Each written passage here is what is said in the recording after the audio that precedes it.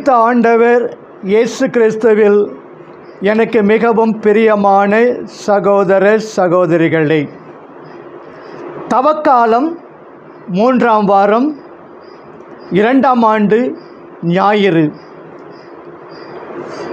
10 கட்டளைகள் பற்றிய 2 காரியங்களில் இன்றைய வாசகம் முதலாவதாகும். பாரம்பரியம் விடுதலை பயணம் 20வது அதிகாரம் 17. பாரம்பரியம் இணைச்சட்டம் இயல் 5 இறைவாக்கியங்கள் 6:21.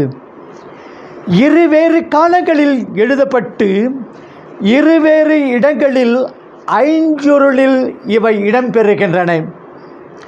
இறைவன் பாலும் பிறர்பாலும் மனிதனுடைய கடமைகளை 10 கட்டளைகள் விளக்குகின்றன. கடவுளுக்கு உகந்த கடமைகள். கடவுள் ஒருவரே, அவரே நமக்கு எல்லாம். இமைப்பொழுதும் நம் நெஞ்சில் நீங்காதான் அவர். ஆக்குவார், காப்பார், அழிப்பார், அருள் தருவார் அவர். ஆதியன் அந்தம் நடுவாகி அல்லான் அவர். தாயை சிறந்த தயாவான தத்துவன் அவர். அடைந்தவர் கருளும் அப்பன் அவர். எனவே அவன் அருளாலே அவன் தாழ் வணங்குவோம், அவருடைய கட்டளைகளுக்கு பணிந்து நடப்போம். இக்கடவுள் அடிமை வீடாகிய எகிப்து நாட்டினின்று உன்னை வெளியேற செய்தவர். விடுதலை பயணம் 22 என்று தம்மை அறிமுகப்படுத்துகிறார். ஆம், கடவுளை பற்றி நினைக்கும்போது அவர் நமக்கு செய்த அரும்பெரும் செயல்கள், படைப்பு, பாதுகாப்பு, மீட்பு நம் மனதிற்கு வர வேண்டும். நன்றி மறப்பது நன்றன்று. எனவே நன்றியுள்ளத்தோடு அவரை ஏத்துவோம், போற்றுவோம். நம் கடவுள் வேற்று தெய்வ வழிபாட்டை சகிக்காத கடவுள். ஜோஷுவா 24:19, இணைச்சட்டம் 4:24, 5:9. அவருக்கு முன் வேறு தெய்வங்கள் கூடாது. நமது வாழ்விலே எத்தனை கடவுளருக்கு இடமளித்துள்ளோம்.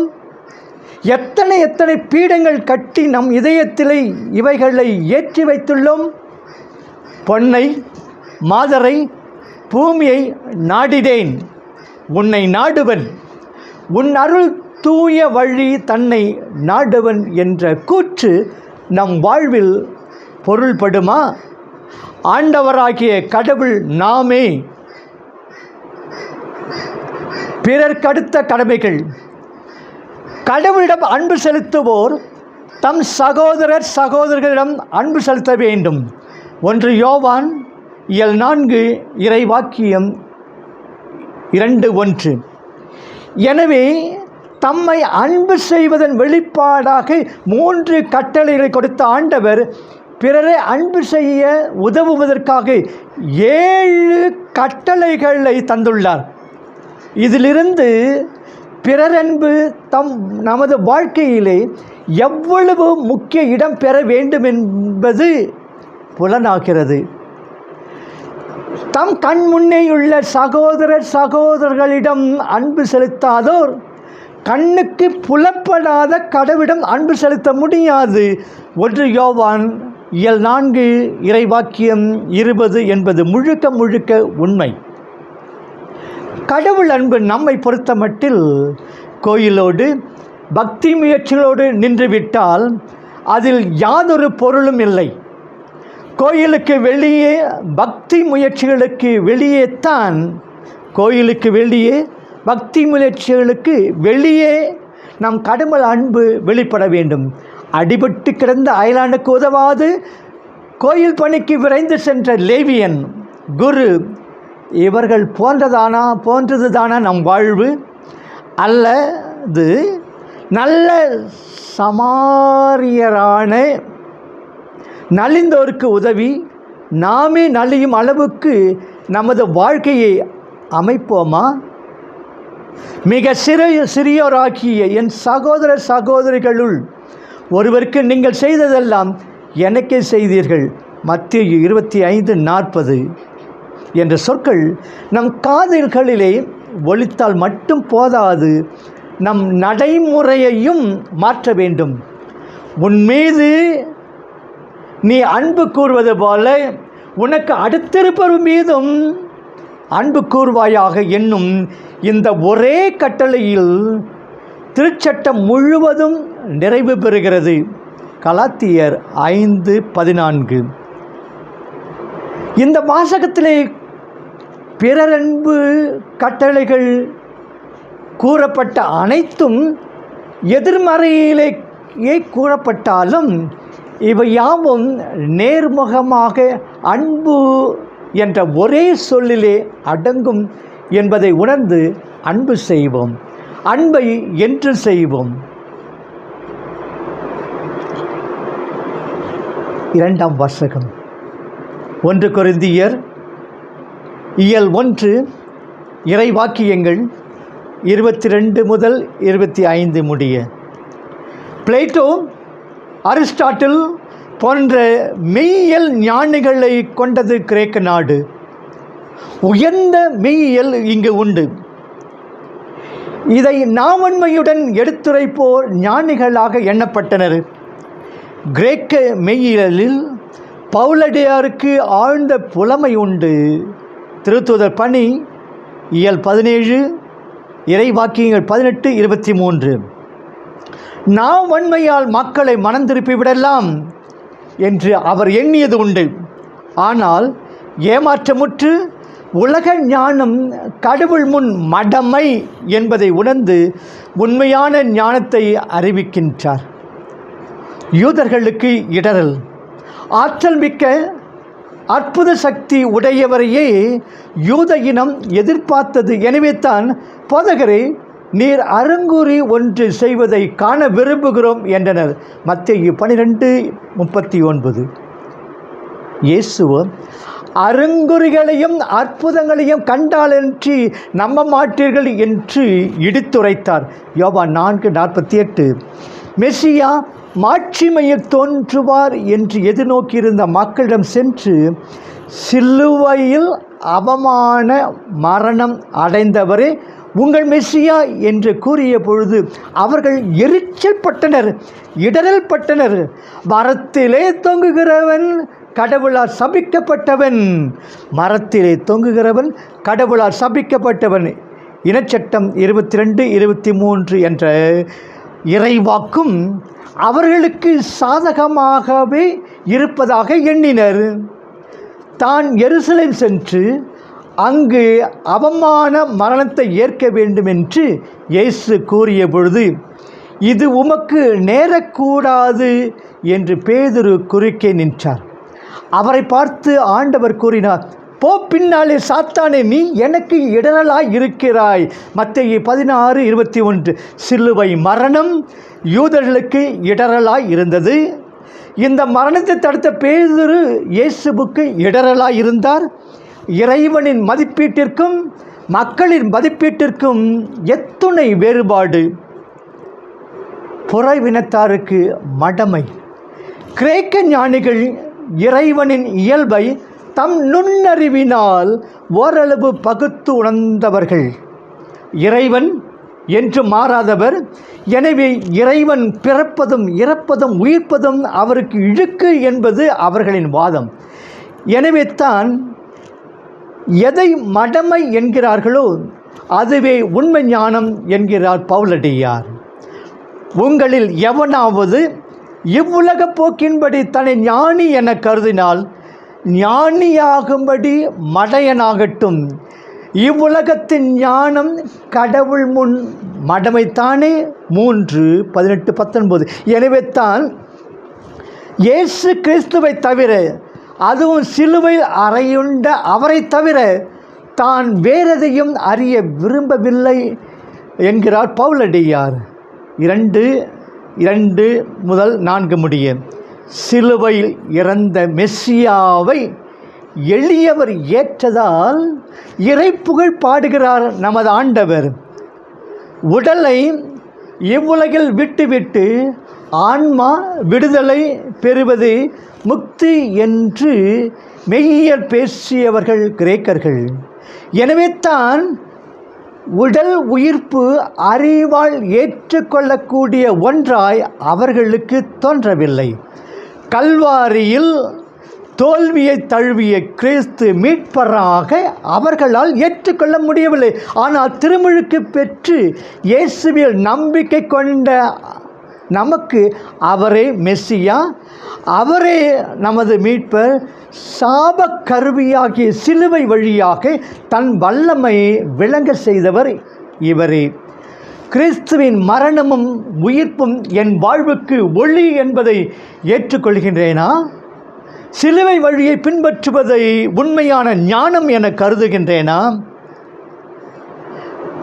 கள்ளம் உறும் கடையேனும் கடைத்தேற பெருங்கருணை வெள்ளம் முகந்து அருள் புரியும் விமலோசன நிதியை உள்ளம் உவப்பொரு தேனை உயிர்க்குயிரை உளவாத தெள்ளமுதை தீங்கனியை சிலுவை மிசை கண்டேனே என்று இரட்சணை யாத்திரிகம் சொல்லுகின்றது. நற்செய்தி யோவான் இயல் 2 இறை வாக்கியங்கள் 13-25 முடிய. இயேசு எருசலேம் தேவ ஆலயத்திலிருந்து வியாபாரிகளை விரட்டியது இன்றைய வாசகம். அவர் அன்று கோயிலை சுத்திகரித்ததற்கும் சுத்தப்படுத்தியதற்கும் நமது வாழ்க்கைக்கும் நெருங்கிய தொடர்பு இருக்கிறது. உம் இல்லத்தின் மீது எனக்குண்டான ஆர்வம் என்னை எரித்துவிடும். திருப்பாடல் 69:10 என்ற சொற்கள் இயேசுவின் மனநிலையை நமக்கும் தருவனவாக. இயேசுவின் செயல். திருக்கோயில் வியாபார தலமாகிறது. வியாபார சத்தம், மார்க்கெட்டிங் சத்தம், சந்தடி கோயிலின் புனிதத்தன்மையை மாசுபடுத்துகின்றன. கொடுத்தல் வாங்கலில் அநீதி தலை விரித்தாடுகிறது. ஏமாற்றம், கொள்ளை முதலியன அன்றாட நடைமுறைகளாகின்றன. இயேசு வணிகர்களை துரத்திய நிகழ்ச்சி பொருள் பொதிந்த ஒன்று.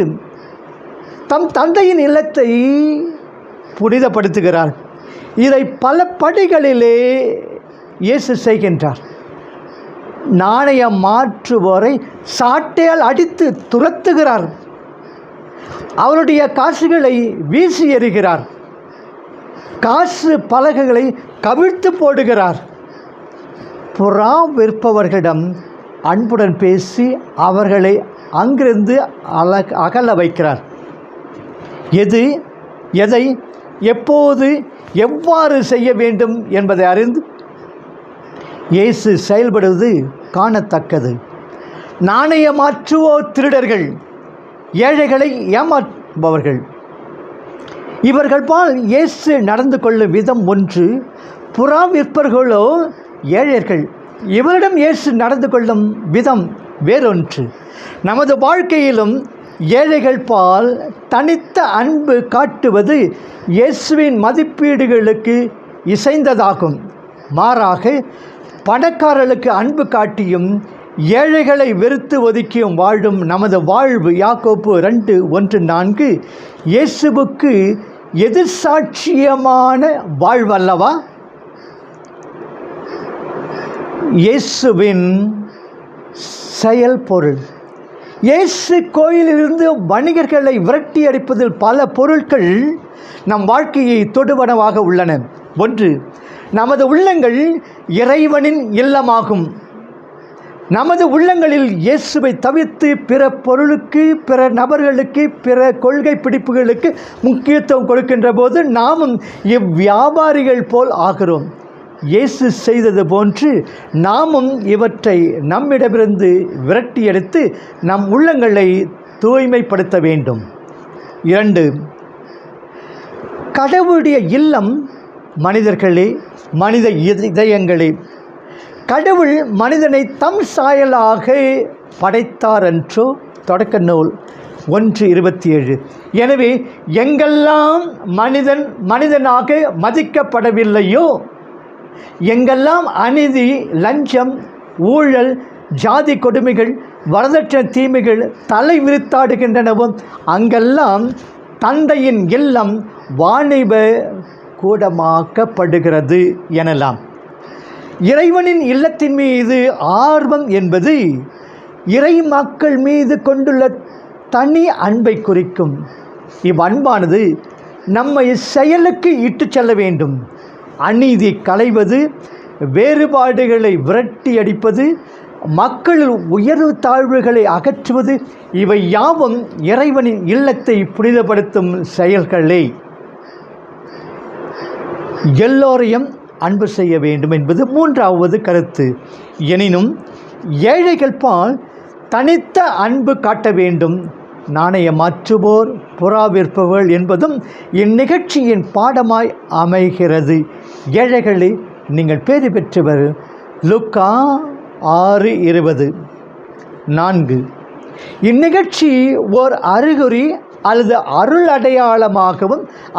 அடையாளமாகவும் அமைகிறது. பழைய வழிபாட்டு முறைகள், சடங்குகள் முதலியன மறைந்து இயேசுவிலே புது வழிபாடு மலர வேண்டும். பழையன கழிதலும் புதியன புகுதலும் வழுவல. எனவே பாரம்பரியத்தை கட்டிக்கொண்டு பழைய பஞ்சாங்க வாழ்வுத்தான் வேண்டும் என்று அடம் பிடிப்பது தவறு. திரு அவை ஓர் உயிருள்ள சக்தி என்றால் அது வளர வேண்டும், காலத்துக்கேற்ப மாற வேண்டும்.